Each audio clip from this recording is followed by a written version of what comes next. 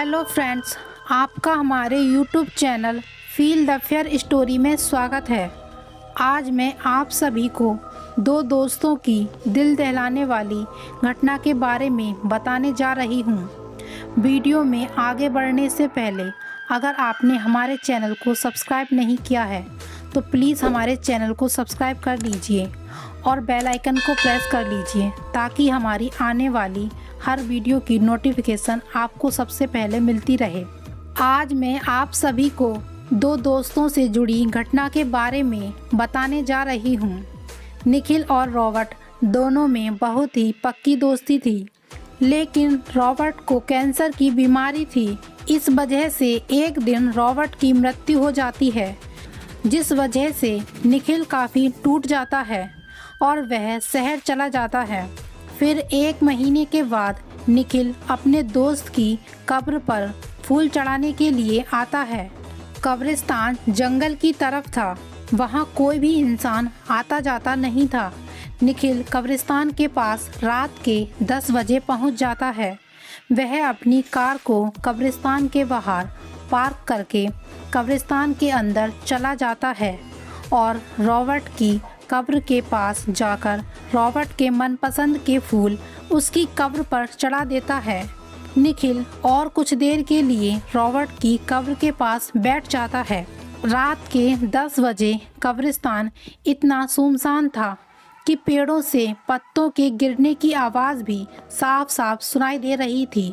1 घंटा कब्र के पास बैठने के बाद 11 बजे के करीब निखिल कब्रिस्तान से बाहर जाने के लिए मुड़ता है तो अचानक से उसकी नज़र एक कब्र पर पड़ती है। तो वहाँ एक छोटी सी बच्ची कब्र पर बैठी हुई थी। उसकी उम्र 5 से 6 साल थी। उस बच्ची के हाथ में एक हरे रंग के कांच का टूटा हुआ टुकड़ा था, जिसे वो अपनी एक आंख बंद करके एक आंख पर लगाकर कुछ देख रही थी। यह सब देखकर निखिल उस बच्ची के पास चला जाता है और उस बच्ची से पूछता है कि बेटा, आप यहाँ क्या कर रही हो? तो बच्ची कहती है कि मेरे पापा मुझे यहाँ छोड़कर गए हैं। यह सुनकर निखिल सोचता है कि कितना निर्दयी पिता है जो इतनी छोटी बच्ची को यहाँ छोड़कर चला गया। फिर निखिल पूछता है कि बेटा, आपके मम्मी पापा कहाँ रहते हैं? तो बच्ची जवाब देती है कि मेरे मम्मी पापा दूसरे कब्रिस्तान में रहते हैं। यह सुनकर निखिल ने सोचा कि शायद आगे एक और कब्रिस्तान होगा और वहीं कब्रिस्तान के पास में शायद इस बच्ची का घर होगा, इसलिए यह ऐसा बोल रही है। निखिल के इतना सब पूछने के बाद भी उस बच्ची का ध्यान उस टूटे हुए कांच के टुकड़े की तरफ ही था। फिर आखिर निखिल ने बच्ची से पूछ ही लिया कि बेटा, आप इस कांच के टुकड़े से क्या देख रही हो? तो बच्ची ने बताया कि मैं इस कांच में से गायब होने वाले लोगों को देख रही हूँ और मुझे बहुत मज़ा आ रहा है। यह सब सुनकर निखिल को कुछ अजीब सा लगा, लेकिन फिर निखिल ने सोचा कि यह तो एक छोटी बच्ची है, शायद मेरे साथ मजाक कर रही है। फिर निखिल उस बच्ची को अपनी गोद में उठा लेता है और उससे कहता है कि मैं आपको आपके घर ले चलता हूँ। यह सुनकर गोद में बैठी बच्ची ने अपना नाम त्रिशा बताया। इतनी ही देर में निखिल कब्रिस्तान के गेट के पास पहुंच जाता है कि तभी अचानक से बर्फ़ के जैसी ठंडी हवाएं चलने लगती हैं, जिसके कारण निखिल को ठंड लगने लगती है और उसका पूरा शरीर ठंड से कांपने लगता है।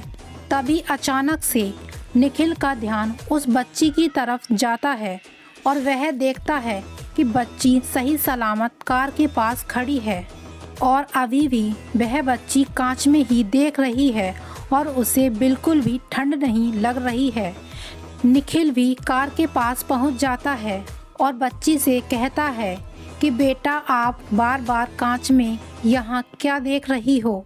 चलिए इसे बंद कीजिए और गाड़ी में बैठ जाइए। फिर बच्ची निखिल से कहती है कि अंकल, आप भी कांच में से गायब होने वाले लोगों को देखिए। फिर निखिल कहता है कि बेटा मैं बाद में देखूंगा, पहले आप गाड़ी में बैठ जाइए।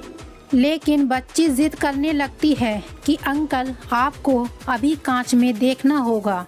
बच्ची की जिद पर निखिल ने जब वह कांच का टुकड़ा अपनी आंख पर लगाकर देखा तो दहशत से उसकी आंखें फटी की फटी रह गईं, क्योंकि उस कांच में से जब निखिल ने कब्रिस्तान की तरफ देखा था तब उसे वो दिखाई दिया जिसे कोई भी आम इंसान अपनी खुली आंखों से नहीं देख पाता।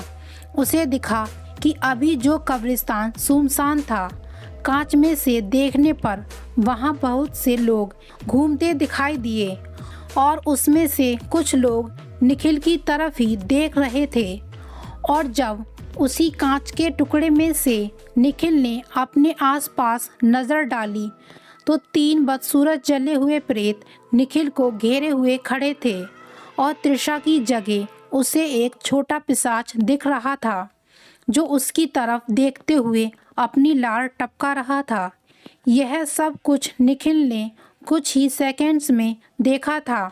वह अपने साथ गोद में किसको उठा लाया है, यह सोचकर वह डर से अधमरा हो गया। निखिल ने तुरंत ही कांच फेंक दिया और भागने के लिए कार का दरवाज़ा खोलने लगा। तभी निखिल को खी खी खी ऐसी शैतानी हंसी सुनाई दी और अगले ही पल पूरे कब्रिस्तान ने निखिल की दर्द भरी चीखें सुनी, क्योंकि वह छोटा पिशाच निखिल की पीठ पर बैठा हुआ था और अपने नुकीले दांत उसने निखिल की गर्दन में 2 इंच अंदर गाड़े हुए थे और बड़े ही चाव से खून चूस रहा था। निखिल दर्द की वजह से ज़ोर ज़ोर से चीख रहा था। उसकी दर्द भरी चीखें सुनकर वहाँ एक भूत भगाने वाला तांत्रिक आ गया और वो भयानक दृश्य देखकर एक पल के लिए तांत्रिक भी घबरा गया था। फिर तांत्रिक ने ज़ोर ज़ोर से मंत्रों का उच्चारण करना शुरू कर दिया। मंत्रों की आवाज़ सुनकर वो छोटा पिशाच निखिल की पीठ से उतरकर ज़मीन पर खड़ा हो गया और निखिल बेहोश होकर ज़मीन पर गिर गया। फिर वो छोटा पिशाच अपनी लाल लाल डरावनी आँखों से तांत्रिक की तरफ घूरने लगा। कब्रिस्तान से थोड़ी ही दूरी पर एक गांव था जहां रॉबर्ट और निखिल पहले रहा करते थे।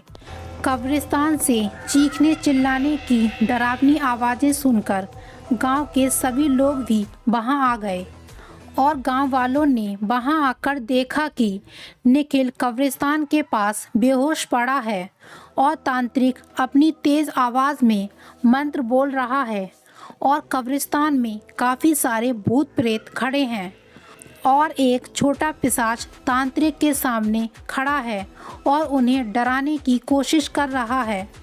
यह भयानक नज़ारा देखकर सभी गांव वालों ने मिलकर एक योजना बनाई और कब्रिस्तान के चारों तरफ आग लगा दी। आग को देखकर भूत प्रेत वहां से गायब हो गए, लेकिन वो छोटा पिशाच अभी भी तांत्रिक के सामने खड़ा था।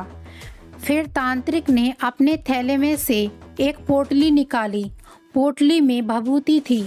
उस भभूति को तांत्रिक ने अपने हाथ में लेकर कुछ सेकंड्स के लिए मंत्र पढ़े और फिर उस भभूति को उस पिशाच के ऊपर डाल दिया। भभूति के कारण उसकी आंखें और उसका पूरा शरीर जलने लगा और पिशाच जोर जोर से चीखने चिल्लाने लगा और कुछ ही पल में वहां से गायब हो गया। फिर तांत्रिक और सभी गांव वाले निखिल को अपने साथ गांव लेकर चले गए और इस तरह तांत्रिक और गांव वालों की वजह से निखिल की जान बच गई। इसलिए हमें रात के समय कभी भी शमशान घाट या फिर कब्रिस्तान जैसी भूतिया जगहों पर नहीं जाना चाहिए। तो यह थी निखिल के साथ घटित हुई दहशत भरी डरावनी घटना। आपको हमारी यह कहानी कैसी लगी, प्लीज़ हमें कमेंट करके ज़रूर बताइए। ऐसी और भी इंटरेस्टिंग हॉरर वीडियो देखने के लिए हमारी वीडियो को लाइक, शेयर और हमारे चैनल को सब्सक्राइब करें। वीडियो देखने के लिए धन्यवाद।